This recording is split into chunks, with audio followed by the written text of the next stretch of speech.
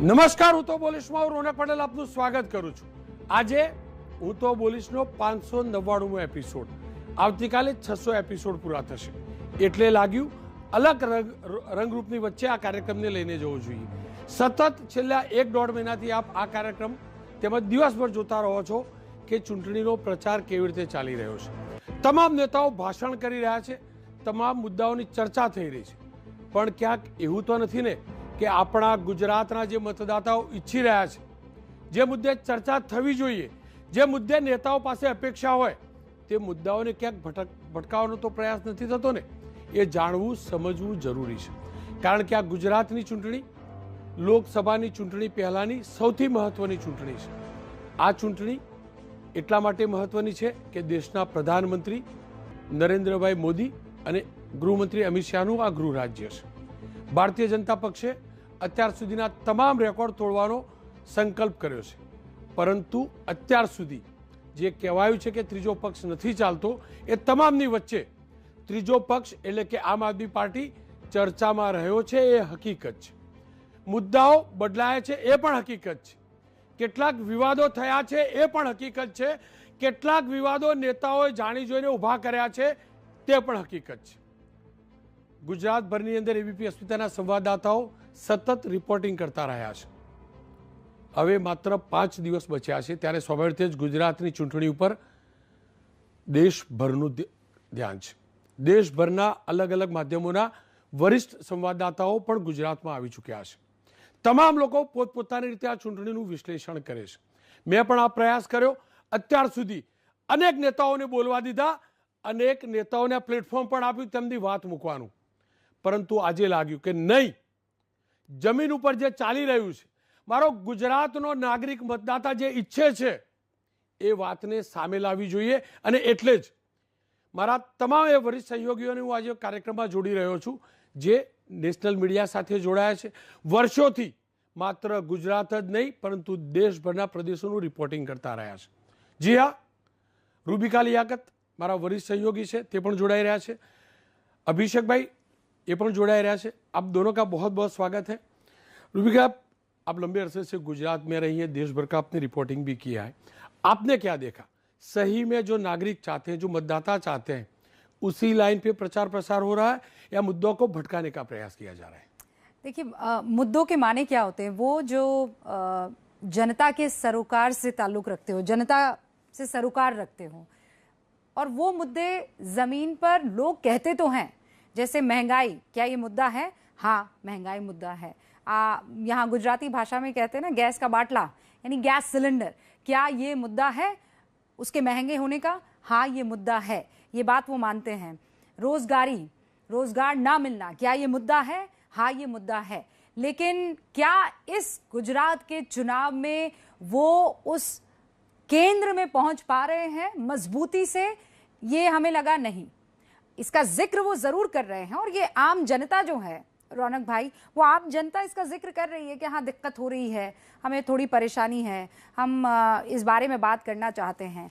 लेकिन इस दिक्कत को सुलझाएगा कौन, उसका भी आंसर, उसका जो जवाब है उनके पास मौजूद है, क्योंकि वो ये कहते हैं कि हमें सामने और कोई दिखाई नहीं दे रहा है, रोजगार हमें चाहिए तो यही हमें दे पाएंगे। मोदी का नाम आते ही वो कहते हैं कि कोई बात नहीं, हम इसको झेल लेंगे। लेकिन कई ऐसे लोग हैं जो कहते हैं नहीं, हमें तो बदलाव इस वक्त चाहिए। तो ये साफ तौर पर दिखाई दे रहा है कि जो मुद्दे आम आदमी को अपनी जिंदगी संवारने और बनाने के लिए जिनको आगे रखना चाहिए, नेता बहुत चालाकी से उन मुद्दों को मोड़ देते हैं और हम उसी पर चर्चा करते रह जाते हैं, जनता वही देखती और ताकती रह जाती है। अभिषेक भाई, हर कोई चाहता है कि महंगाई पे बात हो, अनएम्प्लॉयमेंट पे बात हो, डेवलपमेंट पे बात हो, जो डेवलपमेंट हुआ उसकी बात बीजेपी के लीडर्स करें, जो रोजगार दिए उसकी बात करें, जो कमियां है उसकी बात विपक्ष उठाए। आपने क्या देखा? सही में उन्हीं मुद्दों पर नेता प्रचार प्रसार करते हैं या जानबूझकर ऐसा विवाद खड़ा कर देते हैं जिससे जो मूल मुद्दे हैं, जो सही में मुद्दे चर्चा होनी चाहिए, उसे मतदाताओं को भटकाने का प्रयास किया जाता है? रौनक भाई, एक बात तो एकदम क्लियर समझ में आ रही है, जब से मैं गुजरात में हूं, यहाँ पर 1 महीना करीब मुझे हो गया है, यहां पर अभी तक एक कोई ऐसा मुद्दा आ ही नहीं पाया है सामने जो इस चुनाव को ड्राइव करता हो। ऐसा कोई मुद्दा नहीं आ पाया, और उसकी वजह यह है कि मुझे ऐसा लगता है कि मुद्दा एक ही है कि क्या गुजरात की जनता में ऐसी कोई अंदर की आंधी चल रही है, ऐसा कोई फीलिंग चल रही है कि वो सरकार को बदल सकती है? क्या बदल सकती है? तो एक अपने आप में वही एक मुद्दा एंटी इनकम्बेंसी, अगर वो है, या फिर अगर उसको कोई उभार सकता है, अगर वो दम कांग्रेस में है, वो दम आम आदमी पार्टी में, जिसे कहते हैं डिसरप्शन, कोई डिसरप्शन कर सकता है, यानी कि कोई बिखराव कर सकता है क्या? एक ही मुद्दा मुझे समझ में आ रहा है कि अगर ये दम किसी के अंदर है तो आप समझ लीजिए कि वो मुद्दा निर्णायक मुद्दा बनेगा, वरना ये महंगाई, करप्शन, भ्रष्टाचार, आचार संहिता का उल्लंघन, भड़काऊ बयान, ये सब सीजनल हैं, ये हर चुनाव में सीजन आता है। लेकिन मुद्दा यही है, और जितना मैं यहां घूम रहा हूं रौनक भाई, दिक्कत इसी पर आ रही है कि मुझे वो विल पावर नजर नहीं आ रही है कि कोई बदलाव कर सके या कोई बदलाव के लिए लड़ रहा हो। वो जो जिसे कहते हैं कि किलर इंस्टिंक्ट, कि अब लड़ रहे हैं तो सरकार के, जैसे 2017 के चुनाव में जो हमने देखा था कि वो अनामत आंदोलन चला, वो 3 लड़के सामने आए और जनता उनकी ओर से भी जम करके आ रही थी, राहुल गांधी रैलियां कर रहे थे, तो लग रहा था कि इस बार कुछ ना कुछ हो जाएगा। जो उस समय की लड़ाई थी, और बीजेपी बड़े बड़े परेशान में थी, बड़े तनाव में थी। लेकिन इस बार तो कंफर्ट फैक्टर है, बीजेपी के अंदर वो परेशानी नहीं है, विपक्ष के अंदर वो किलर इंस्टिंक्ट नहीं है, एकदम सादा। ऐसे लग रहा है कि गुजराती थाली में इतने सारे व्यंजन होते हैं, लजीज व्यंजन होते हैं, यहां तो एकदम लग रहा है कि एकदम वो रोटी और सब्जी के अलावा तीसरा कुछ दिखाई नहीं पड़ रहा है, इतना सादा मामला दिखाई पड़ रहा है। मेरे साथ विकास भदौरिया भी जुड़ चुके हैं, मेरे वरिष्ठ सहयोगी हैं। विकास भाई, आपका बहुत स्वागत है। आप ट्रैवल करते करते विकास जो है वो दक्षिण गुजरात से गांधीनगर की ओर आ रहा है। अब दक्षिण गुजरात में देखते रहे, सही में विकास के जो मुद्दे हैं उसकी चर्चा दक्षिण गुजरात में होती है, या जिस प्रकार से पिछले 2 दिन से जो विवाद शुरू हुआ है 75 लाख वाला, उसकी बात होती है? देखिए, जाहिर तौर पर देखिए, जो जनता के मुद्दे हैं वो तो जनता के बीच चर्चा का विषय है, लेकिन जनता के जो मुद्दे होते हैं उनको उठाने की जिम्मेदारी किसकी होती है रौनक भाई? वो जिम्मेदारी होती है विपक्ष की। और यहाँ पर विपक्ष जो है उन मुद्दों को उठाता नहीं दिख रहा है। क्यों हम बार बार ये बात कह रहे हैं कि इस बार मुद्दे गायब हैं, इस बार नीरस हो गया है चुनाव, इस बार चुनाव लड़ती हुई पार्टियां दिख नहीं रही हैं, क्योंकि विपक्ष उन जनता के मुद्दों को आवाज ही नहीं दे पा रहा है, दम ही नहीं दे पा रहा है, जो जनता बदलाव करने के लिए अपने मुद्दों के दम पर किसी नेता को चुनती है। और यही वजह है कि पिछली बार जब विकास गांडू थयो छे नारा दिया गया था, तो देखिए इस बात को विपक्ष ने जोर शोर से उठाया था और बीजेपी को लेने के देने पड़ गए थे। बमुश्किल 99 सीटें जीत पाए थे शहरी सीटों के दम पर। देहात में बुरा झटका लगा था। आपको याद है एसटी सीटें, उन पर बुरा झटका लगा था। 15 सीटें जो एसटी की हैं, आदिवासियों की, उसमें कांग्रेस जीती थी 27 में से, और 9 सीटों पर उस बार बीजेपी जीत हासिल कर पाई थी। तो देहात की सीटों पर लगातार बीजेपी को झटके लगते गए, क्योंकि वहां डेवलपमेंट उस तरह से नहीं पहुंच पाया जैसा शहरों में हुआ था। लेकिन इस बार इस मुद्दे को विपक्ष कहां उठाता दिख रहा है? इस बार विपक्ष जो है वो दबे कुचले प्रचार कर रहा है, गली गली जाकर, घर घर जाकर प्रचार कर रहा है। अरविंद केजरीवाल ने जो अपना चुनाव था वो समय से पहले उठा लिया। जब चुनाव पीक पे आता है और फ्लोटिंग वोटर जो है वो डिसाइडिंग टाइम पीरियड में पहुंचता है कि किसको वोट करना है, उस समय आम आदमी पार्टी भी जमीन से अब फिजल आउट होना शुरू हो चुकी है। तो मुद्दे तो जाहिर तौर पर जमीन पे हैं, लेकिन उन मुद्दों को आवाज देने वाला कोई नेता नहीं है, लीडर नहीं है। और इसलिए बार बार ये कहा जा रहा है बीजेपी की तरफ से, हमारे लिए तो ये चुनाव कठिन नहीं है, आसान है। हालांकि हम चुनाव को कठिन बना के ही, मान के ही लड़ते हैं, लेकिन यहाँ पर आम आदमी पार्टी की तरफ से, कांग्रेस की तरफ से बड़े नेताओं का आना या लीडरशिप का उभर कर अपने दम पर जनता के मुद्दों को उठाना, और ऐसे उठाना कि हर कोई उस मुद्दे की चर्चा करे, वो आवाज विपक्ष की इस चुनाव से गुम है। विकास भाई, क्योंकि आप सूरत से आ रहे हैं, हीरो की नगरी है, आपने क्या देखा? डायमंड कारोबारियों के चेहरे पर अभी भी चमक है? चमक बढ़ी है, चमक कम हुई है? साथ में मुझे यह भी जानना है, क्योंकि सूरत 2017 में सूरत ने ही बीजेपी को कह सकते हैं कि सरकार बनाकर दिया था, लेकिन उसके बाद नगर निगम के जो चुनाव हुए, लोकल बॉडी इलेक्शन हुए, वहां आम आदमी पार्टी की एंट्री हुई थी। क्या इस बार आम आदमी पार्टी की एंट्री होना बीजेपी के नेताओं के चेहरे की चमक को फीका कर रहा है? कि देखिए आम आदमी पार्टी का निश्चित रूप से बेस बढ़ा है सूरत में, क्योंकि पिछले स्थानीय निकाय के चुनाव में उसने 27 पार्षदों को जितवाया था वहां से, और उसमें वो लोग थे जिन्होंने अनामत आंदोलन से निकलने के बाद कांग्रेस की तरफ से मायूस हो गए थे, और मायूस होकर उन्होंने आम आदमी पार्टी को वोट दे दिया था। लेकिन आप ये देखिए कि उस समय वोटिंग भी बहुत कम हुई थी, सिर्फ 30% मतदान सूरत शहर में हुआ था। लोगों की रुचि नहीं थी, उनको लग रहा था कि हाँ जो भी जीते उनको मतलब नहीं है। लेकिन विधानसभा चुनाव में क्या हुआ था, उससे पहले विधानसभा चुनाव में बीजेपी ने, जो सूरत शहर को माना जा रहा था कि अनामत आंदोलन का सबसे बड़ा गढ़ है, पाटीदार आबादी सबसे ज्यादा है, वहां से बीजेपी साफ हो जाएगी, 12 की 12 सीटें जीत के आई थी। लेकिन यहाँ पर पाटीदार आबादी कौन है? वो व्यापारी है। तो व्यापारी जो है वो अपने बिजनेस को देखेगा, व्यापारी की बिजनेस की सुरक्षा जो कानून व्यवस्था है उससे जुड़ी होती है, और कानून व्यवस्था कौन ज्यादा दुरुस्त रख सकता है, ये पिछले 20-25 सालों में व्यापारियों ने देखा है। नई पीढ़ी जरूर इस बात को नहीं एहसास करती है, जानती है, तो उसके लिए तमाम पॉलिटिकल पार्टियां जोर लगाती हैं कि वो नई पीढ़ी को भरोसा दिला सकें कि हम इससे अच्छी कानून व्यवस्था दे सकते हैं। बीजेपी कोशिश करती है कि पुराने दौर की बात आप याद रखिए, नई पार्टी आ गई तो फिर पुराना दौर लौट के आएगा। व्यापारी को उसके व्यापार की सुरक्षा, कानून व्यवस्था, ये पहला मुद्दा है। इसलिए सूरत में आपने देखा कि पिछले चुनाव में जबरदस्त तरीके से बीजेपी ने बुरे हालात में भी जीत हासिल की थी। इस बार की अगर बात कहें हम, तो एक सीट है सूरत शहर की 12 सीटों में से, वराछा सीट है, वो जरूर कठिन है। वहां पर बीजेपी और कांग्रेस के बीच ही कांटे का मुकाबला है, लेकिन आम आदमी पार्टी भी वहां पर बहुत अच्छी ताकत से लड़ रही है। एक और सीट है 84, जहां पर बीजेपी ने अपनी सिटिंग महिला कैंडिडेट का टिकट काटा है, और वहां पर एक देसाई उम्मीदवार उतारा है जिसके सिर्फ 3000 वोट हैं। जिस कोल जयंतीबेन का टिकट काटा, वो कोल आबादी से आती हैं, कोलिया आबादी से आती हैं, उनके 1 लाख से ज्यादा मतदाता हैं।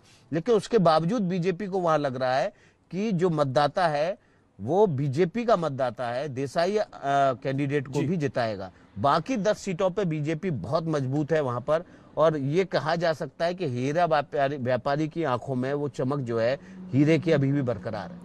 बिल्कुल विकास भाई, आपका बहुत बहुत शुक्रिया। ફરી એકવાર જઈશું સૌરાષ્ટ્ર।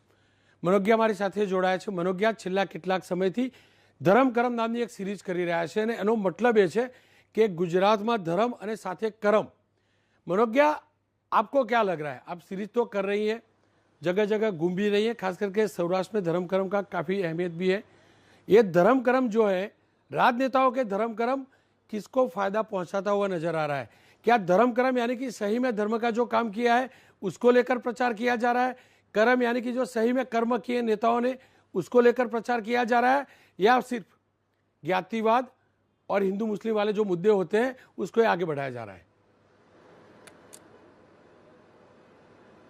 देखिए, बहुत दिलचस्प बात कहूंगी कि मैं जिस सीट पर हूं आज कवरेज के लिए, मोरबी में, यहाँ पर पटेल वर्सेस पटेल है। तो रौनक पटेल के साथ जब हम ये शो कर रहे हैं तो इससे बेहतर कौन समझेगा कि पटेल यूनिटी और पटेल डिवीजन का कितना बड़ा फैक्टर होता है। लेकिन मेरे शो की बात, धर्म करम चुनाव गरम, ये बात हमें तब समझ में आती है जब हम इलाकों में जाते हैं और लोगों से बात करते हैं कि आपके लिए धर्म और कर्म में क्या ज्यादा जरूरी होता है। जब बात धर्म की होती है तो आप ये समझ लीजिए कि वो किस पार्टी का नाम ले रहे हैं या किस पार्टी की बात कर रहे हैं।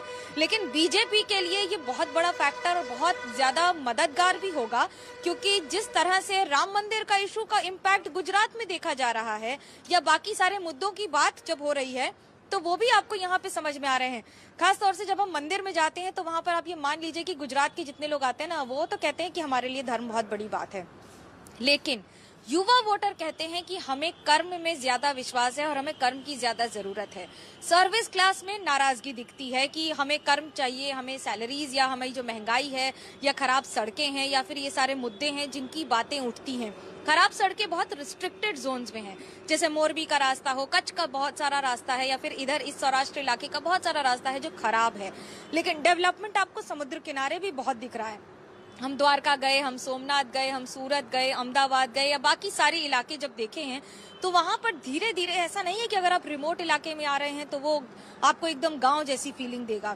हालांकि बीजेपी ये बखूबी जानती है कि सौराष्ट्र में पिछली बार जो नंबर घटे थे और नंबर खराब हुए थे, जैसे कि मोरबी सीट अपने आप में 2017 में कांग्रेस ने जीती थी, यहाँ से मिर्जा साहब जीते थे, लेकिन अब इस बार क्योंकि उम्मीदवार बदल दिया गया, क्योंकि भले ही वो कांग्रेस से बीजेपी में आ गए हों, मंत्री बन गए हों, लेकिन उसके बावजूद इस बार पत्ता काट दिया गया क्योंकि मोरबी हादसे का इम्पैक्ट इलाके में कम से कम उस आक्रोश को डिफ्यूज करने के लिए देखा जा रहा है। मनोज्ञा, मैं उसी मुद्दे पर आना चाहता था।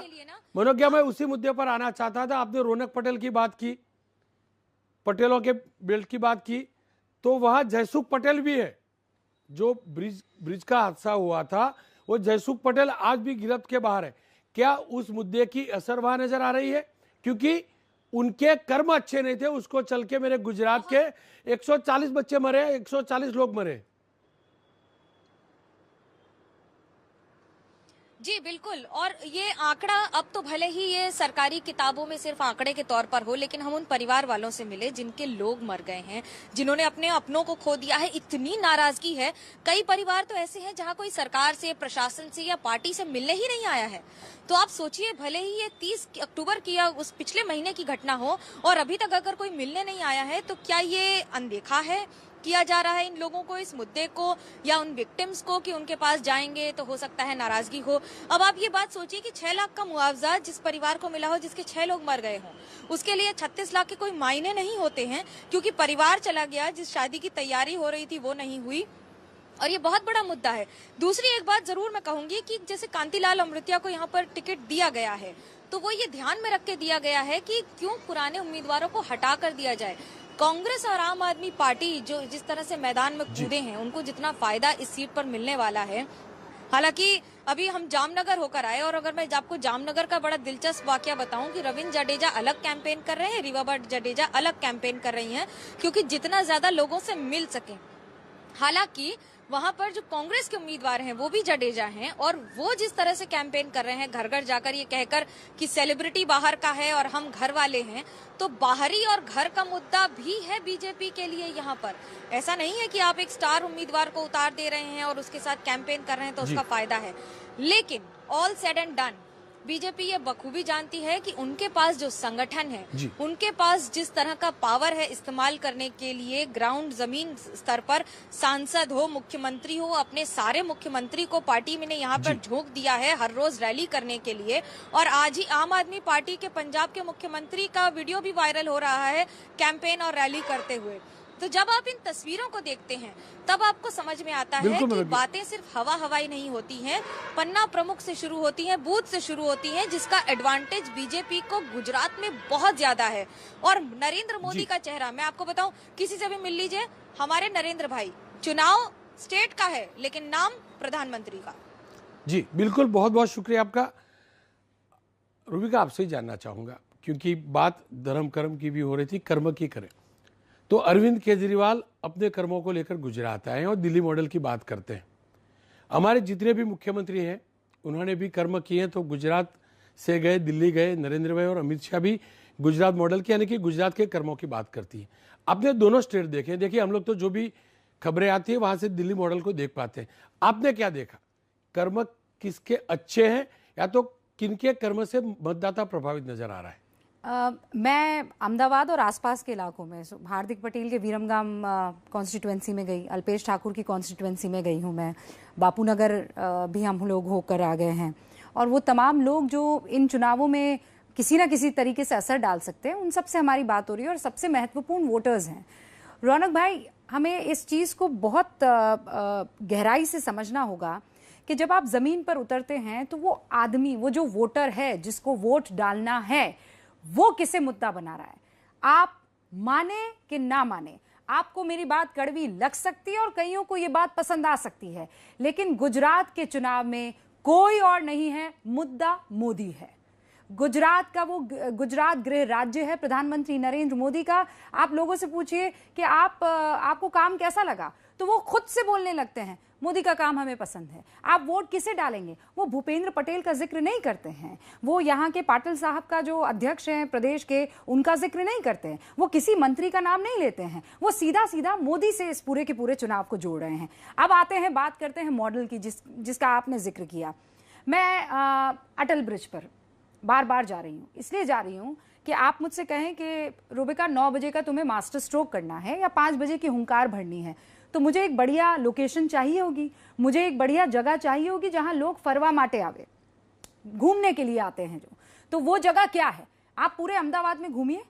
अगर आप सिद्दी मस्जिद के वहां पर जाना चाहते हैं तो इतना ट्रैफिक है कि आप वहां नहीं जा सकते हैं। आप किसी और इलाके का जिक्र करेंगे, आप वहां नहीं जा सकते। लेकिन सड़कें हाँ बनी हैं, गाड़ियां चल रही है, यानी पब्लिक ट्रांसपोर्ट हो रहा है, हाँ सच में हो रहा है।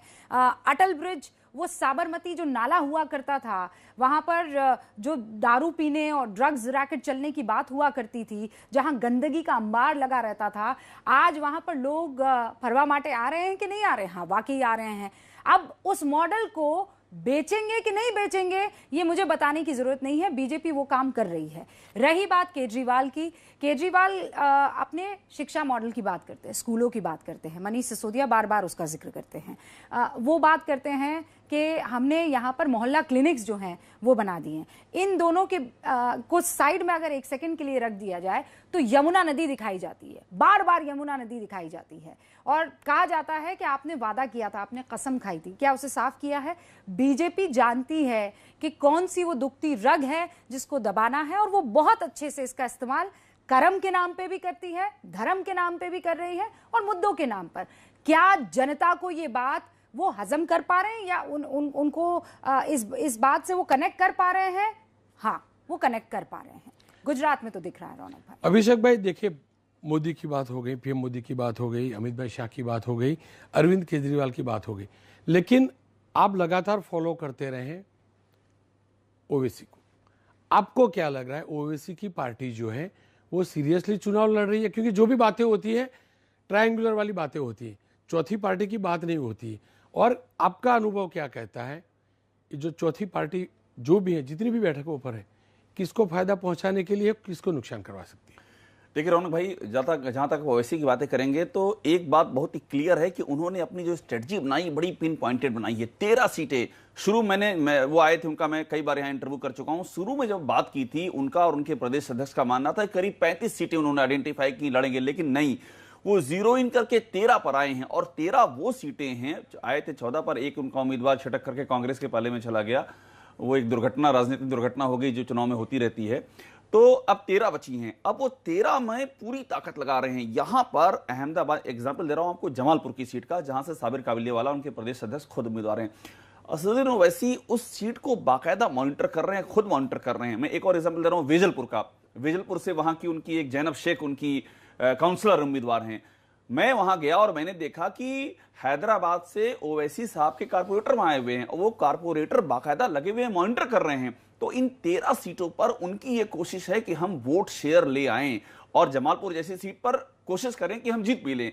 तो वो उनकी, मैं ये दावे से आपको कह रहा हूं कि उनकी कोशिश में कहीं कोई कमी नहीं है। वो टोकेनिज्म नहीं लड़ रहे हैं, वो दिखाने के नहीं लड़ रहे हैं। दिखाने की लड़ना होता तो शायद वो लड़ जाते 50 सीटों पर।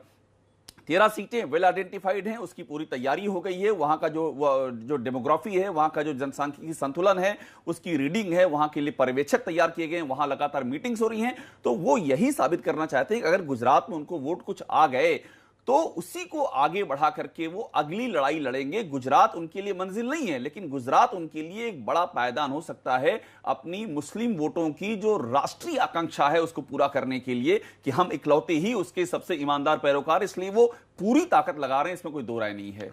ખેર, કેમ કે પહેલા તબક્કાનું મતદાન સૌરાષ્ટ્ર અને દક્ષિણ ગુજરાતમાં થવાનું છે, ત્યારે સૌરાષ્ટ્રનો હાલ પહેલા જાણવો જરૂરી છે, કારણ કે સૌરાષ્ટ્ર 2017માં ભારતીય જનતા પક્ષ માટે ઘણું ચિંતાનું કારણ બન્યું હતું, કોંગ્રેસ માટે સારું પરિણામ આપનારું મળ્યું હતું।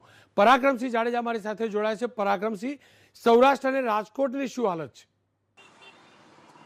રોનકભાઈ, સૌરાષ્ટ્રની અંદર બરાબરનો ચૂંટણી જંગ જામ્યો છે। ત્યારે જો સૌરાષ્ટ્રની બેઠકોની વાત કરવામાં આવે તો સૌથી વધારે રસાકસીવાળી જો બેઠક છે તો ગીર સોમનાથની બેઠક છે, ત્યાં ત્રિપાખ્યો જંગ છે।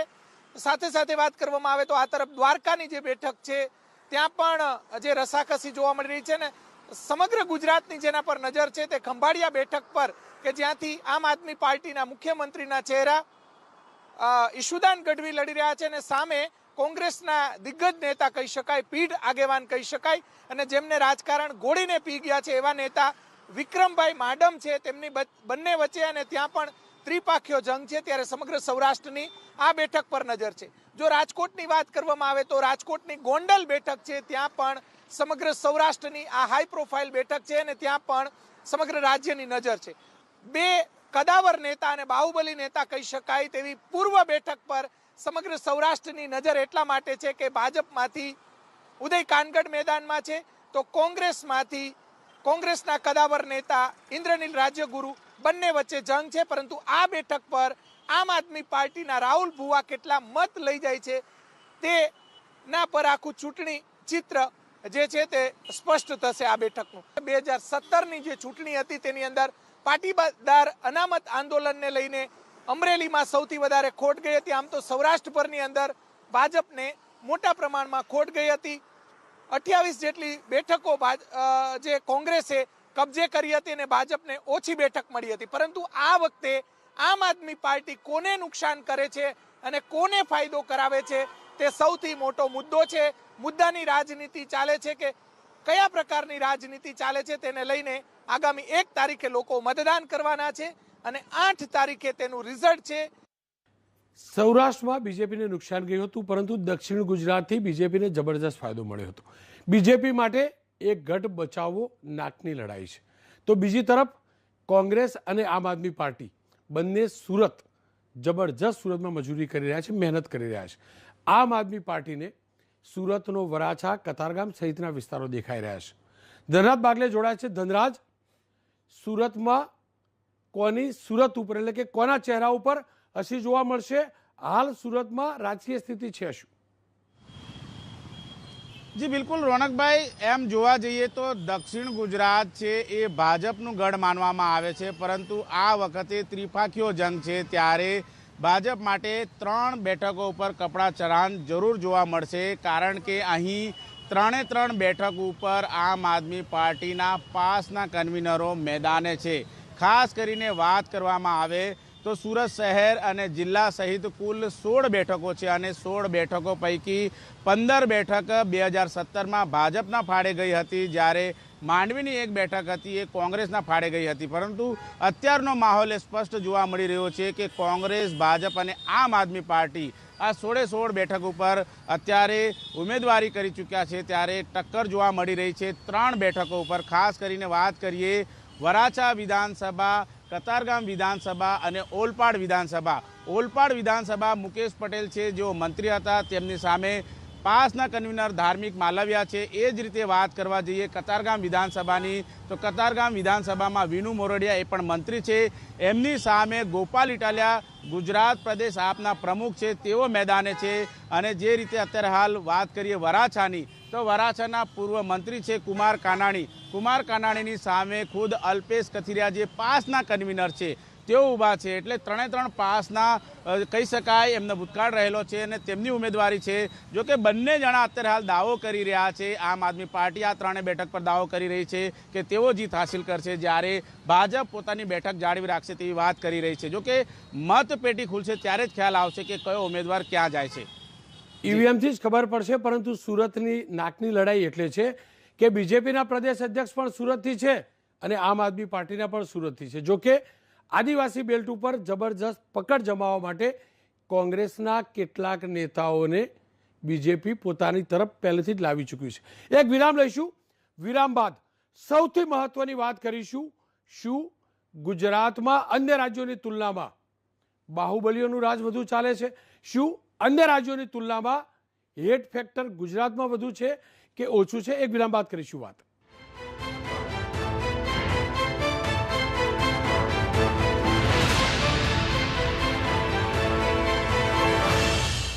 હું તો બોલીશ presented by Ranjit smart premium innerwear, पहले स्मार्ट बनो। को प्रेजेंटेड बाय मेल का दुश्मन तगड़ा Hipolin active plus detergent powder. Co powered by Patel jewellers Mumbai वाला, જ્યાં વિશ્વાસ એક પરંપરા છે। તુલસી ચા 20 વર્ષોથી એક ધારી ગુણવત્તા। ये कोई मामूली बनियान नहीं है। जैसे smartphone, smart TV, smart watch वैसे स्मार्ट बनियान अलग है ना। कभी स्मार्ट, कभी जिम स्मार्ट, इसे कहते हैं रंजीत स्मार्ट। पहले स्मार्ट बनो। हिपोलिन वॉशिंग पाउडर, हिपोलिन मैल का दुश्मन तगड़ा, चमकाए हर कपड़ा। हिपोलिन तुलसी चा एक तारी गुणवत्ता ज्या प्रसिद्धि वर्त्या। तुलसी चा लोकप्रियता 20 वर्ष। शादी हो या कोई त्योहार, यारों से हो सरकार, पटेल पटेल पटेल जलसा हो रंगकार। આ મોડર્ન ગુજરાત મેં અને નરેન્દ્રભાઈએ મળીને બનાવ્યું છે। એમનો પરિશ્રમ મારો ભરોસો। કમળનું બટન દબાવીએ, ફરી ભાજપ સરકાર બનાવીએ।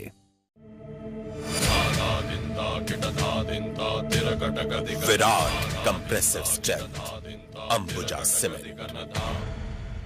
ये कोई मामूली बनियान नहीं है। जैसे smartphone, smart TV, smart watch वैसे स्मार्ट बनियान अलग है ना।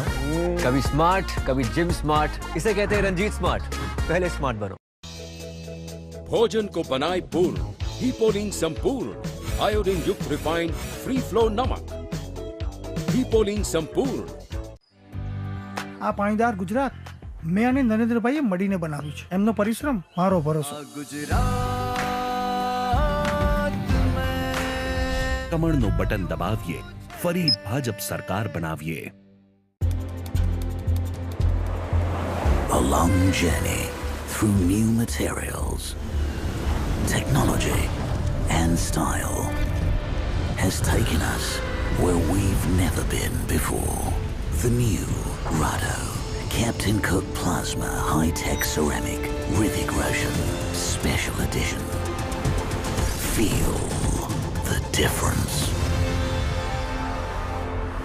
Rado. તમે વાવ્યા ઘરના ઘઉં, જ્યારે અમે વાવ્યા સાગર લક્ષ્મીના રિસર્ચ ઘઉં બિયારણ। સાગર M601 અને સાગર M502 બિયારણ ટનાટન। આપણી કોલેજમાંથી છે maths professor. Maths professor rockstar केम नहीं? તે ખૂબ યુવાન દેખાય છે। બોક્સિંગ ચેમ્પિયન મમ્મી કેમ નથી? તમે પણ સ્કૂલ જઈ રહ્યા છો? મમ્મી મારી ABCD અને મમ્માની PhD બંને કેમ નહીં?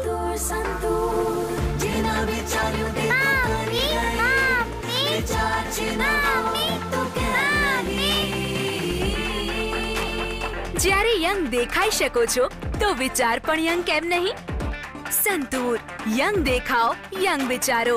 संतूर चाय पत्ती देना अच्छी वाली। मैडम को ये वाली चाय देना इस बार। ये वाली? ये है डेज़लिंग चाय। अद्भुत ब्लेंड है डेज़लिंग चाय। वही कड़कपन, वही महक, वही स्वाद मिले हर बार। Dazzling chai, best taste at best rate. Patel चाय का उत्कृष्ट उत्पादन। ગુજરાતમાં ભાજપ એટલે વ્યાપાર કારોબાર માટે ઉત્તમમાં ઉત્તમ વાતાવરણ। ગુજરાતમાં ભાજપ એટલે હુલ્લડોથી મુક્તિ, હુલ્લડોને દેશ વટો, કર્ફ્યુને દેશ વટો।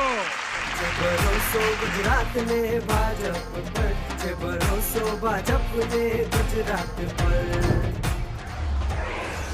કમળનું બટન દબાવીએ, ફરી ભાજપ સરકાર બનાવીએ।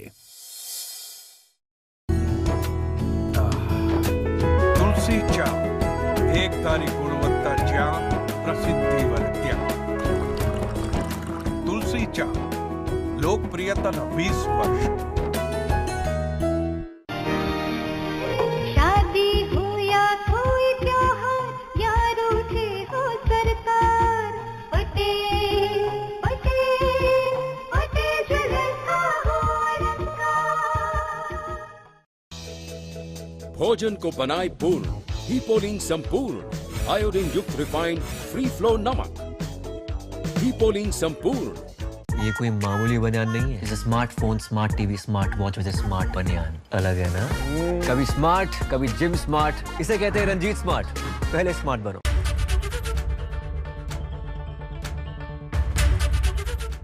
વિરામ બાદ હું તો બોલીશ યથાવત છે, પણ તે પહેલા નજર કરીએ હેડલાઇન્સ પર.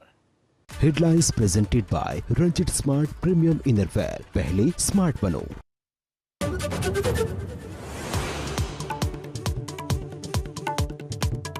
દિલ્હી દારૂ કૌભાંડને લઈ સીબીઆઈએ દાખલ કરી ચાર્જશીટ. સિસોદિયા સામે તપાસ ચાલુ રહેશે. આપે કહ્યું સિસોદિયાને ક્લીન ચીટ, માફી માંગે ભાજપ. પશ્ચિમ બંગાળની રાજનીતિને લઈ મોટી હલચલ. સીએમ મમતા સાથે શુભેન્દુ અધિકારીની મુલાકાત. ભાજપના 2 ધારાસભ્ય હાજર રહ્યા.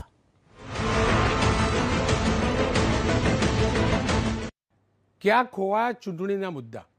એક ગુજરાતના નાગરિક તરીકે, ગુજરાતના રિપોર્ટર તરીકે મારા જે ગુજરાતના રિપોર્ટર્સના ઇનપુટ્સ મળે છે એ હકીકત છે.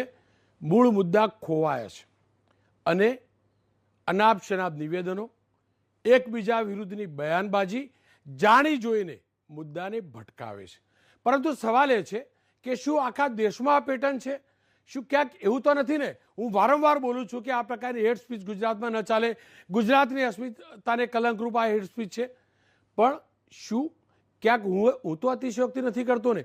ક્યાંક એવું તો નથી ને કે ગુજરાતના નેતાઓ કમસે કમ બીજા પ્રદેશના નેતાઓ કરતાં શાલીન છે? એ જ જાણવું જરૂરી છે. એટલે જ મારી સાથે રૂબિકા લિયાકત પણ જોડાયેલા છે, अभिषेक भाई पण जोड़ा है. अभिषेक भाई आपसे जानना चाहूँगा, जितने भी बयान आते हैं, क्योंकि हम लोग काफ़ी शांति प्रिय लोग हैं, शालीनता से बात करते हैं, सहजता से बात करते हैं, क्योंकि बापू के प्रदेश के हैं. तो दर्द होता है, कोई कड़वी जबान बोलता है तो, और हर शब्द हम लोगों को कटु लगता है, तीखा लगता है. आपका अनुभव क्या है? क्या गुजरात के नेता बाकी नेताओं की तुलना में गुजरात की अस्मिता का ध्यान रखते हैं? देखिए रौनक भाई, मैं 2 चुनाव इसके पहले कवर करके आया हूँ. एक बंगाल का चुनाव और एक यूपी का चुनाव. तो जो बंगाल में देखा, जो यूपी में देखा, ये मैं दावे से कहता हूं कि गुजरात में उस रेशियो में बयानबाजी नहीं है जितनी यूपी मैंने बयानबाजी देखी. वो अनुपात में यहां पर नहीं है, या दिल्ली के चुनाव में जो हुआ था. लेकिन है, ऐसा भी नहीं कि नहीं है. और आपने जो बात कही गुजरात की अस्मिता, गुजरात की अस्मिता के मुताबिक तो ये बयानबाजी नहीं होनी चाहिए थी. ये बापू का देश है. यहाँ गुजरात ने भारत को नहीं बल्कि दुनिया को बापू की बातें सुनकर के मार्टिन लूथर किंग से लेकर के नेल्सन मंडेला तक पूरी दुनिया में क्रांति की है. जहां से वहां पर, अब मैं आपको अपना एग्जाम्पल देता हूं. यहाँ के 2 ऐसे मैंने इंटरव्यू किए एबीपी न्यूज पर. मधुसूदन मिस्त्री का, उन्होंने नरेंद्र मोदी की औकात बताने की बात कही, बड़ा बवाल हुआ, बड़ा हंगामा हुआ. अभी मनोज तिवारी जो बीजेपी के हैं, देखिए मधुसूदन मिस्त्री कांग्रेस के हैं. आप कोई कैटेगराइजेशन नहीं कर सकते हैं कि एक पार्टी बोल रही दूसरी चुप है. मनोज तिवारी ने कल मेरे इंटरव्यू में उन्होंने बोल दिया कि अरविंद केजरीवाल के लिए कि उनको जनता इस तरह पीटेगी, उनकी आंख फोड़ देगी, उनका हाथ तोड़ देगी, दांत तोड़ देगी. उसको लेकर के बात चली गई इलेक्शन कमीशन तक. तो ये बापू के, मैं अभी भी कह रहा हूं कि वो हालत नहीं है जो यूपी में थी, वो हालत नहीं जो बंगाल और दिल्ली में थी. लेकिन बापू के राज्य में इतनी हालत जो ये दिख रही है, गोधरा में भी हमने देखा, वहां भड़काऊ बयान दिए गए. ये क्या, ये यहां की तासीर है क्या? ये वाकई एक बड़ी बहस का विषय है कि अगर गुजरात में ये होगा या गुजरात में अगर इसका अनुपात बढ़ेगा तो इसका पूरे देश में क्या असर पड़ेगा और क्या मैसेज जाएगा यहां से. हालांकि गुजरात में आकर अरविंद केजरीवाल कौरवों की सेना बता चुके हैं बीजेपी को. बीजेपी के लीडर्स केजरीवाल को सांप और नाक तक बोल चुके हैं. यह भी सच्चाई है और एक खतरे की घंटी है. रूबिका जी, आपसे मैं ये जानना चाहूँगा कि देखिए, धर्म की बात होती है, जब चुनाव आता है तो धर्म की बात होती है. मुझे जो सूचना मिली है उसके हिसाब से बीजेपी का कल संकल्प पत्र घोषित हो रहा है. मुझे पक्का भरोसा है, मेरा तर्क भी है, मेरे सूत्रों से मिली जानकारी भी है कि कल यूनिफॉर्म सिविल कोड की जो बात है, क्योंकि कमेटी बनाई है, ये आएगा कि जो भी कमेटी के सुझाव आएंगे उनको मान्य रख के उसको लागू किया जाएगा. आपको लग रहा है चुनाव आता है और इस प्रकार की बातें शुरू हो जाती हैं, मंदिर मस्जिद की बात हो जाती है, यूनिफॉर्म सिविल कोड की बात हो जाती है. मैंने कहता हूं कि लगना चाहिए नहीं लगना चाहिए, लेकिन चुनाव के महीने में क्यों? ये सवाल आपका जायज़ हो सकता है, और उन तमाम नेताओं से जो ये स्ट्रैटेजी बनाते हैं, मैनिफेस्टो बनाते हैं, कुल मिलाकर रौनक भाई वो अपने लिए पिच तैयार करते हैं. अब उस पिच पर कौन आकर खेलता है, ये अगर आप और मैं समझ जाएंगे तब तो ये चुनाव बहुत मुश्किल हो जाएंगे. लेकिन जो नहीं समझ पाते हैं वो उस पिच पर जाते हैं, उस पिच पर खेलते हैं, और फिर जो आज आपका मुद्दा है ना कि वाकई जो अहम मुद्दे हैं वो खो गए हैं और वो खो भी जाते हैं. अब आप धर्म की बात कर रहे हैं. आज हमने शंकर सिंह वाघेला से बाकायदा जब हम बात कर रहे थे, बहुत पुराने नेता हैं, मतलब 1940 पहले जन्मे हैं, उन्होंने तो हर किस्म की राजनीति देखी है, लेकिन वो खुद भी भटके। आज वो खुद धर्म पर आए। राम मंदिर को लेकर उन्होंने कहा कि राम टाट में रहें या मंदिर में रहें, इससे क्या फर्क पड़ता है, और उस पर हमारी लंबी बहस भी हुई, लेकिन वो मुद्दा बना। और उसके बाद बीजेपी मैदान में आई। उन्होंने कहा कि ये आस्था पर चोट है, ये तो चाहते ही हैं, ये कांग्रेस की तरफ से लगातार जो है बैटिंग कर रहे हैं, अपने बेटे के लिए वोट मांग रहे हैं, तो अब कांग्रेस को इस पर जवाब देना होगा। तो धर्म अब केंद्र में आ गया है। जाति, अगर मैं गुजरात की जाति पर आना चाहूँ रौनक भाई, तो यहाँ देखिए ना, आपने विकास से पूछा, आपने अभिषेक से पूछा, आपने मनोज्ञा से पूछा, पटेल वर्सेस पटेल, ठाकुर वर्सेस ठाकुर, कोली समाज का अगर कोई है तो दूसरा कोली समाज का सामने उतार दिया जाएगा, और ये चीज आपको हर सीट पर नजर आएगी। अगर मुस्लिम मतदाता हैं, जैसे जमालपुर की बात अभी कर रहे थे, तो एक मुस्लिम कैंडिडेट के विरुद्ध एक मुस्लिम कैंडिडेट ही उतारा जाएगा। क्यों? क्योंकि जनता भी उस लिहाज से वोट करती है और पार्टियों को इस तरीके की वोटिंग सूट करती है। तो ये गिव एंड टेक, रौनक भाई, कड़वी बात है लेकिन सच्ची बात है, दोनों तरफ से हो रहा है। अपराधीकरण अगर आप कहें तो वो अपराधी, अगर उसे टिकट मिल रही है तो जिता कौन रहा है? वोटर ही जिता रहा है। तो ये दोनों तरफ से ये टू वे कम्युनिकेशन है। पार्टियों को इसमें आनंद आ जाता है, जनता भोली मासूम जो है इसमें फंस जाती है, पिस जाती है, और ये विशियस सर्कल जो है वो लगातार चलता ही रहता है, निरंतर चलता रहता है। क्यार हकीकत ए छे के मतदाता होमवर्क करी नहीं शकतो અને આ નેતાઓ ચૂંટણી જીતવા માટે હોમવર્ક કરે છે, એટલું જ નહીં કાપલીઓ પણ બનાવે છે, એટલે કે શોર્ટકટ અપનાવે છે, અને એક જીતવા માટે અનેક નેતાઓને બીજેપીએ પોતાના પક્ષમાં સામેલ કર્યા છે। જો કે બીજેપીના બાગી પહેલીવાર આ ચૂંટણીમાં ઉતરી રહ્યા છે, ત્યારે વડોદરા પરંપરાગત રીતે જોઈએ તો બીજેપીનો ગઢ, પરંતુ અહીંયા પણ 3 બેઠકો પર બગાવત થઈ છે। 1 ડઝન કરતાં વધુ જગ્યાએ બગાવત થઈ છે। ત્યારે વડોદરામાં આ ચૂંટણી કઈ તરફ જઈ રહી છે, કારણ કે બીજા ફેઝમાં મતદાન થવાનું છે। લોરેન્સ પરમાર સાથે વાત કરી લઈએ। લોરેન્સ, વડોદરાની શું સ્થિતિ છે અને બાગી નેતાઓ કોને નુકસાન કરશે? જી રોનકજી, વાત કરીએ તો વડોદરા શહેર જિલ્લાની 10 જે વિધાનસભા બેઠક છે તેની અંદર 2017માં 9 બેઠકો ભારતીય જનતા પાર્ટીને મળી હતી, તો 1 બેઠક પાદરામાં કોંગ્રેસ વિજયી થઈ હતી। 2022 વિધાનસભાની વાત કરીએ તો ચિત્ર બદલાઈ રહ્યું છે, એટલા માટે કે 3 દિગ્ગજ નેતા અને પૂર્વ ધારાસભ્યો તેમને જે ટિકિટ નથી મળી અને તેને લઈને ક્યાંક ને ક્યાંક તેમણે બળવો કર્યો હતો। તેમાં વાઘોડિયાના 6 ટર્મથી જે ધારાસભ્ય રહી ચૂક્યા મધુ શ્રીવાસ્તવે અપક્ષ દાવેદારી કરી છે, તો પાદરામાંથી પણ દીનુ મામાએ અપક્ષ દાવેદારી કરી છે। તો સાથે ત્રીજી બેઠકની વાત કરીએ તો કરજણમાં જે સતીશ પટેલ કોંગ્રેસમાંથી અથવા અપક્ષમાંથી લડીશ વાત કરી હતી, પરંતુ છેલ્લી મિનિટોમાં તેઓ માની ગયા હતા। વાત કરીએ ડભોઈ વિધાનસભાની તો 2017માં શૈલેષ મહેતાને વડોદરાથી ડભોઈમાં જે ટિકિટ આપી હતી તેઓ પાતળી સરસા એટલે કે 2800 મતથી જીતા હતા। ત્યારે પૂર્વ ધારાસભ્ય બાલકૃષ્ણ ડોલારે તેમને સહયોગ કર્યો હતો।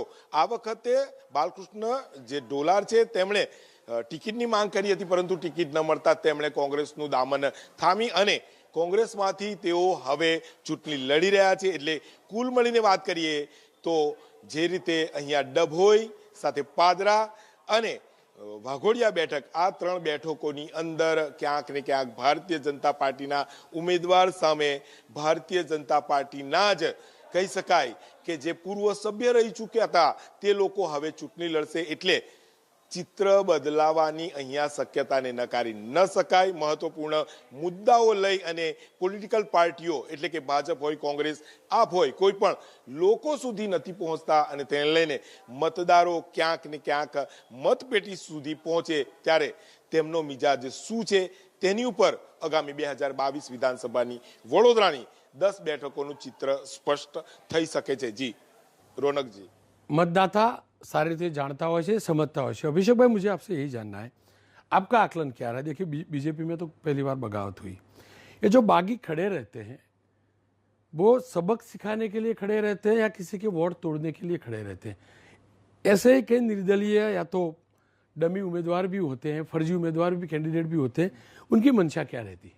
देखिए, 2 तरह की बातें हैं रौनक भाई। एक तो बीजेपी में आप ये ठीक कह रहे हैं, ये मैं भी अनुभव कर रहा हूं कि गुजरात में बीजेपी में इस तरह से बगावत की सुर उठाना और बीजेपी को कार्रवाई करनी पड़ी, नेताओं को निकालना पड़ा, बाकायदा प्रेस रिलीज जारी करके नेताओं को निकाला गया। और निकाला, मधु श्रीवास्तव ने बगावत कब की थी, निकाला कब गया, ये जो बीच का अंतराल है ये बताता है कि कितनी कोशिशें की बीजेपी ने, लेकिन नहीं उनको रोक पाई। उसके बाद उनको कईयों को और निकाला गया। देखिए, दो तरह की बगावत है, एक वो बगावत जो दिख रही है, जो छोड़ दिए हैं पार्टी, दूसरी बगावत वो ज्यादा खतरनाक है, जो बीजेपी के अंदर बने हुए हैं लेकिन अंदर से बहुत ही नाखुश हैं। वो उनके प्रचार में दिख रहा है, वो उनके कनेक्शन में दिख रहा है, वो उनके इंतजार में दिख रहा है। जय व्यास का जो जिक्र है हम आप पहले भी करते आए हैं, वो आज कहां पर हैं, वो कितना असर डालेंगे। तो इस तरह की बहुत सारी सीटें हैं, तो असर इनका निश्चित तौर पर पड़ता है और वहां ज्यादा पड़ता है जहां लड़ाई कांटे की है। मैं एक एग्जांपल दूं आपको, यहां की जो बापू नगर की सीट है, वहां पर आप सोचिए 29 उम्मीदवार, एक सीट पर 29 उम्मीदवार। और पिछली बार वो सीट कांग्रेस ने जीती थी, बीजेपी 1990 से काबिज है, कांग्रेस ने वो सीट जीत ली। अब वहां पर 29 उम्मीदवार हो गए हैं। अब वो 29 उम्मीदवार वहां पर वोट काटेंगे, क्योंकि लड़ाई कांटे की है। अब वो जब वोट काटेंगे तो वहां पर उसके फैसले पर असर पड़ सकता है, और इसीलिए बहुत ही नाजुक है ये बगावत का जो मुद्दा है इस चुनाव में। क्या रूबिका आपके पास आऊं, उसके पहले अहमदाबाद की बात कर लेता हूं। अहमदाबाद સૌથી મોટું શહેર, અમદાવાદ એક સમયનું માન્ચેસ્ટર। અમદાવાદમાં રાજનીતિ કઈ તરફ જઈ રહી છે, શું અમદાવાદની અંદર મુદ્દા ઉઠાવાઈ રહ્યા છે, આજ જાણીશું હિરેન રાજગુરુ સાથે। હિરેન, અમદાવાદને લઈ તમારું શું આકલન?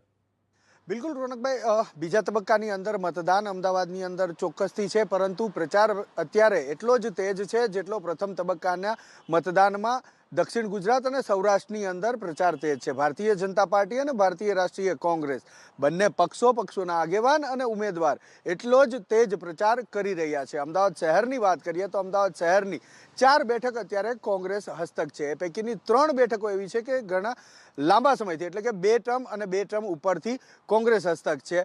દરિયાપુર બેઠક, દાણી લીમડા બેઠક, જમાલપુર ખાડિયા બેઠક। ગયા વખતે બાપુનગરની બેઠક પણ કોંગ્રેસને મળી હતી। ભારતીય જનતા પાર્ટી એટલી ચોક્કસથી પ્રયાસો કરી રહી છે કે આ બેઠકો પણ ભાજપને મળે અને ભાજપ સમગ્ર અમદાવાદ શહેરની તમામ બેઠકો ઉપર કમળ ખીલાવી શકે। પરંતુ સામે કોંગ્રેસ પણ પોતાની આ જે બેઠકો છે એ બેઠકો જાળવી રાખવા એટલી જ મહેનત કરી રહ્યું છે। આ ઉપરાંત એક બીજી બેઠક જે અમરાઈવાડીની છે, પેટા ચૂંટણી થઈ હતી, તેની અંદર ચોક્કસથી ભારતીય જનતા પાર્ટી જીતી હતી, પરંતુ કોંગ્રેસે મજબૂત ટક્કર આપી હતી અને એ જ ઉમેદવારને કોંગ્રેસે આ વખતે પણ મેદાનમાં ઉતાર્યા છે। એટલે અમરાઈવાડી બેઠક એવી છે કે જ્યાં સરપ્રાઇઝિંગ રિઝલ્ટ પણ આવી શકે છે। ઉમેદવારોની વાત કરીએ તો કોંગ્રેસના ઉમેદવારો ચોક્કસથી આ વખતે ખૂબ જ મહેનત કરી રહ્યા છે, ખૂબ જ પ્રયાસ પણ કરી રહ્યા છે। ભારતીય જનતા પાર્ટી શહેરોની અંદર પ્રભુત્વ ધરાવે છે, અમદાવાદ શહેરની અંદર પણ પ્રભુત્વ ધરાવે છે। આમ છતાં ભારતીય જનતા પાર્ટી પણ આ વખતે ઓવર કોન્ફિડન્સમાં નથી, એ પણ પૂરેપૂરો દમ લગાવી રહ્યો છે એના માટે કે તેઓ સમગ્ર અમદાવાદની બેઠકો જીતે, જ્યારે કોંગ્રેસ એ પોતાની બેઠક જાળવી રાખે, આ ઉપરાંત કેટલીક બેઠકો વધારામાં મેળવે તેના પ્રયાસો પણ કરી રહ્યું છે। જી રોનક। હિરેન, આપનો ખૂબ આભાર। રૂबिका, एक बात जाननी थी, क्योंकि आप गांधीनगर भी गई, अहमदाबाद भी देखिए। गांधीनगर में अल्पेश ठाकुर है, अहमदाबाद के पास में विरमगाम में हार्दिक पटेल है। ये दोनों वो लीडर हैं जो 2017 में कांग्रेस जिंदाबाद, बीजेपी मुर्दाबाद करते थे। हालांकि अल्पेश ने तो बीच में उपचुनाव लड़ा तो सीख भी लिया होगा बीजेपी जिंदाबाद, लेकिन शायद हार्दिक अभी अभी जुड़े हैं तो उनको बीजेपी जिंदाबाद उसकी जगह पे पुराने डायलॉग याद आते होंगे। आपको क्या लग रहा है, जिस प्रकार के बागी लोग थे, जिस प्रकार की बातें करते थे हार्दिक या अल्पेश हो, खास करके हार्दिक, आपको लग रहा है कि मतदाता जो है वो उनकी बातों में अब आ सकता है, उनको देखकर वोट करेगा या कमल के फूल को देखकर वोट करेगा? मैंने जैसा आपको बताया कि इस वक्त जो है वो मोदी वर्सेस ऑल यहाँ गुजरात की जमीन पर दिखाई दे रहा है। अब जो मोदी की टीम में आ गया, हम तो अक्सर ये कहते हैं कि ये क्या वो वाली गंगा है कि इसमें जिसने हाथ धोए वो बिल्कुल साफ सुथरा हो गया। वैसे वोटर के लिहाज से आप देखेंगे तो ऐसा ही होता है। अगर वो अल्पेश ठाकुर की बात कर लीजिए, हार्दिक पटेल की, बड़ा मुश्किल होता है उनके लिए अपने पुराने तमाम जो स्टेटमेंट्स हैं उनको डिफेंड करना, और वो परेशान भी हो जाते हैं इस बात को लेकर जब आप उनसे सवाल पूछते हैं कि भाई आप तो हिटलर कहा करते थे, आप तो तरह तरह के तानाशाह जैसे शब्दों का इस्तेमाल किया करते थे, आप तो हाय हाय के नारे लगाया करते थे, लेकिन अब आप मोदी के साथ जुड़ चुके हैं या बीजेपी के साथ जुड़ चुके हैं तो किसी तरह का कोई बदलाव आप देखते हैं? तो वो फौरन ये आ जाते हैं कि नहीं, हम तो जनता के लिए आए हैं, जनता के लिए काम तभी कर पाएंगे जब जीतेंगे। और कांग्रेस क्या ये काम कर पा रही है, वो हमसे ये सवाल पूछते हैं। तो आप बताइए, क्या कांग्रेस वो काम कर पा रही है? और जब आप ये कहते हैं कि नहीं, वो भारत जोड़ो यात्रा हो रही है राहुल गांधी की, और जब आप ये कहते हैं कि प्रियंका गांधी हिमाचल प्रदेश में ज्यादा एक्टिव नजर आ रही है और अभी तक कोई बड़ा लीडर यहाँ गुजरात में नहीं आया है, तो फिर कहते हैं ऑप्शन क्या? और इसीलिए वो बीजेपी का दामन थामकर, बीजेपी के शील्ड का इस्तेमाल करके रौनक भाई वोटर्स को लुभाने की कोशिश करते हैं। 11,60,000 के आसपास मेरे ख्याल से युवा वोटर्स हैं।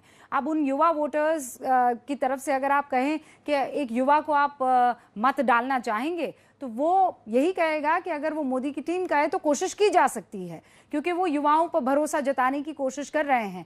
क्या राहुल गांधी एक युवा के तौर पर आप उनके साथ जाना चाहेंगे? तो वो बगले जो हैं वो झांकने लगते हैं। और ये मैं वोटर्स के लिहाज से आपको बता रही हूँ, जो जनता के बीच में जाकर मैंने बात की है। तो चाहे वो हार्दिक पटेल हो या अल्पेश ठाकुर हो, दोनों बहुत कॉन्फिडेंट है, बहुत शानदार तरीके से जंप भी मार चुके हैं, बहुत शानदार तरीके से वो उस अटायर में, जिसे कहते हैं ना, उस लिबास में अपने आप को ढाल चुके हैं। और अब वो ऐसा दिखाते भी नहीं है कि वो कभी वैसे हुआ करते थे। आप हार्दिक पटेल की बात कर लीजिए। जब मैंने उनसे कहा कि आपने तो पूरी सरकार के खिलाफ आंदोलन किया था, पटेलों को लेकर, पाटीदारों को लेकर, तो उन्होंने कहा मैंने मोदी के खिलाफ आंदोलन नहीं किया था, मैंने मुद्दों को लेकर सरकार के खिलाफ आंदोलन किया था। अब इस सरकार में कोई भी हो सकता था, कांग्रेस भी हो सकती थी, कोई और पार्टी भी हो सकती थी। मैंने अपने पाटीदारों के लिए, देखिए बहुत खूबसूरती से वो जातिवाद लाते हैं, अपने पाटीदारों के लिए सरकार के खिलाफ ये आंदोलन किया और अपने पाटीदारों को मैंने वो हक दिला दिया। और अब बात खत्म, अब वो नफरत भी खत्म हो गई, अब हम सेम पेज पर आ गए। अब तो मैं उनकी साइड से बैटिंग कर रहा हूं। अल्पेश ठाकुर थोड़ा सा सॉफ्ट नजर आते हैं। जितना स्ट्रॉन्ग हार्दिक पटेल अटैक करते हैं राहुल गांधी पर, उतना अल्पेश ठाकुर करते हुए दिखाई नहीं देते। उनसे जब पूछिए कि राहुल गांधी को आप कैसा नेता मानते हैं, तो वो ये कहते हैं छोड़िए पुरानी बात हो गई। वो अभी भी सेटल होने की कोशिश, रौनक भाई, दिख रहा है, कर रहे हैं। ખેર એક વિરામ લઈશ, પરંતુ એ હકીકત છે નેતાઓ રંગ બદલે છે, પરંતુ એબીપી અસ્મિતા રંગ ક્યારે નથી બદલતું, કારણ કે એબીપી અસ્મિતા સત્યને માને છે અને સત્યનો રંગ પારદર્શિતા હોય છે। એક વિરામ લઈશ, આ બંનેનો ખૂબ ખૂબ આભાર। વિરામ બાદ વાત કરીશું ખરેખર હવે બાકીના 4-5 દિવસમાં નેતાઓ મુદ્દા ઉપર આવશે કે મુદ્દા ભટકાવતા રહેશે।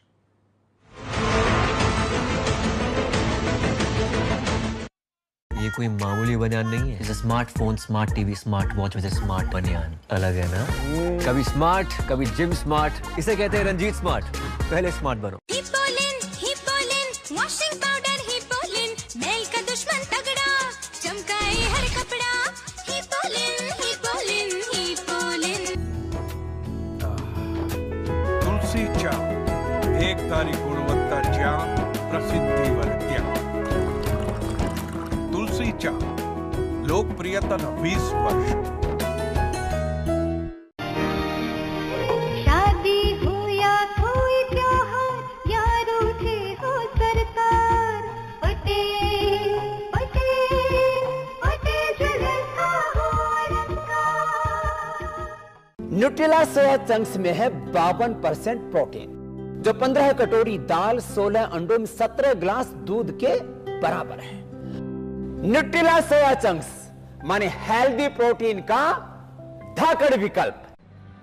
આ સુરક્ષિત ગુજરાત મેં અને નરેન્દ્રભાઈએ સાથે મળીને બનાવ્યું છે। એમનો પરિશ્રમ અને અમારો ભરોસો। ગુજરાત કમળનું બટન દબાવીએ, ફરી ભાજપ સરકાર બનાવીએ। કેટલા સુંદર, કેટલું કોમળ। હવે નિર્મળ ત્વચા સાથે મેળવો કોમળ હાર। 4 સંતૂર સાબુ સાથે 1 સંતૂર હેન્ડ વોશ મફત। કેમ ભાઈ, ફક્ત એક જ ફૂગનાશકનો ઉપયોગ કરે છે? શું આ એક જ ફૂગનાશકથી બધા જ ફૂગજન્ય રોગ સામે રક્ષણ મળશે? આવી ગયું છે યુનાઇટેડ ઇન્સેક્ટિસાઇડનું એક આધુનિક ફૂગનાશક એઝોન। ડુંગળી, લસણ અને જીરાના પાકના ફૂગજન્ય રોગો સામે સંપૂર્ણ રક્ષણ। समझदार અને આધુનિક ખેડૂતોની અનોખી ઓળખ યુનાઇટેડ ઇન્સેક્ટિસાઇડનું એઝોન। ये कोई मामूली बनियान नहीं है। जैसे smartphone, smart TV, smart watch में स्मार्ट बनियान अलग है ना। कभी स्मार्ट, कभी जिम स्मार्ट, इसे कहते हैं रंजीत स्मार्ट। पहले स्मार्ट बनो। हिपोलिन हिपोलिन वॉशिंग पाउडर, हिपोलिन मैल का दुश्मन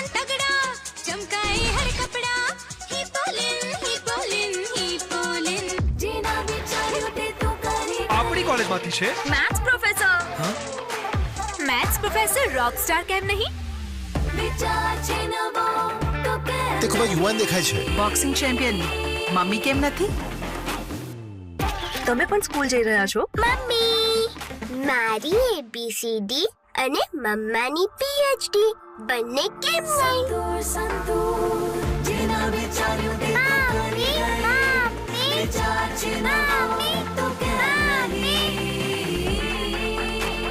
જ્યારે યંગ દેખાઈ શકો છો તો વિચાર પણ યંગ કેમ નહીં? સંતૂર યંગ દેખાઓ યંગ વિચારો. સંતૂર.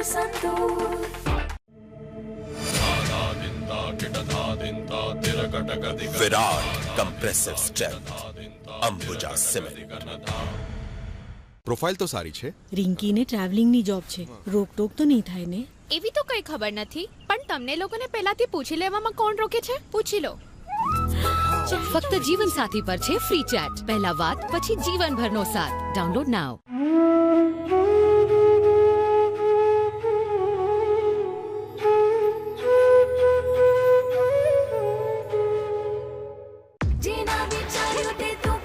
આપણી કોલેજમાંથી છે? Maths professor.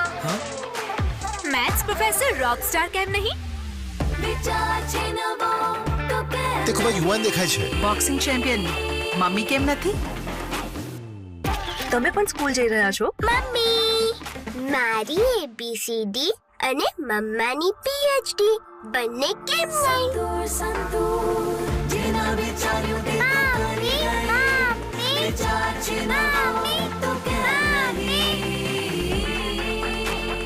જ્યારે યંગ દેખાઈ શકો છો તો વિચાર પણ યંગ કેમ નહીં? સંતૂર યંગ દેખાઓ યંગ વિચારો. સંતૂર. મારું spring fit mattress so luxurious and comfortable. It's irresistible. Don't just sleep luxuriously. Spring Fit mattresses. આ સોલર પેનલ મેં અને નરેન્દ્રભાઈએ સાથે મળીને લગાડી છે. અરે મેં પણ. એમનો પરિશ્રમ અને અમારો ભરોસો. આ ગુજરાત મેં બનાવ્યું છે. કમળનું બટન દબાવીએ, ફરી ભાજપ સરકાર બનાવીએ. તુલસી ચા, એકતાની ગુણવત્તા જ્યાં, પ્રસિદ્ધિ વર્ત્યા. તુલસી ચા લોકપ્રિયતાના 20 વર્ષ. शादी हो या कोई त्योहार यारों से हो सरकार पटेल पटेल पटेल जलसा हो हिपोलिन हिपोलिन वॉशिंग पाउडर हिपोलिन मैल का दुश्मन तगड़ा चमकाए हर कपड़ा हिपोलिन हिपोलिन हिपोलिन. ये कोई मामूली बनियान नहीं है. जैसे smartphone, smart TV, smart watch में स्मार्ट बनियान. अलग है ना? कभी स्मार्ट, कभी जिम स्मार्ट. इसे कहते हैं रंजीत स्मार्ट. पहले स्मार्ट बन रहा.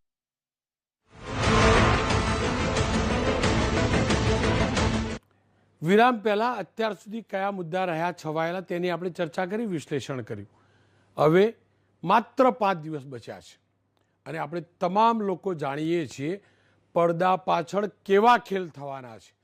છેલ્લા 2 દિવસમાં શું ખેલ થવાના છે આપની ચેનલ એબીપી અસ્મિતા સતત એ 2 દિવસ સુધી મોનિટરિંગ કરતું રહેશે અને અમે પ્રયાસ કરીશું જ્યાં પણ ખોટું થતું હોય તેને ડંકાની ચોટ ઉપર, કોઈ સ્ટિંગ ઓપરેશનથી નહીં, સામે લાવવાનું. આપ તમામને યાદ હશે થોડાક દિવસ પહેલાં મેં કહ્યું હતું કે મારા ગુજરાતમાં મતદાતાને ખરીદવા માટે જો કોઈ દારૂ કે રૂપિયા વેચતું હશે ને તો અડધી રાત્રે અમે એ શૂટિંગ કરીને ચેનલ ફરી એકવાર શરૂ કરીને નવું બુલેટિનમાં બતાવીશું. હું આજે ફરીથી ભરોસો આપું છું કોઈએ પણ મારા ગુજરાતના મતદાતાને ખરીદવા, ભરમાવા આ પ્રકારનો પ્રયાસ પણ કર્યો ને તો આપની ચેનલ ફરી એકવાર કહું છું અડધી રાત્રે પણ એ કાળો કારોબાર કરનારનો ચહેરો એનું પાપ ઉજાગર કરશે.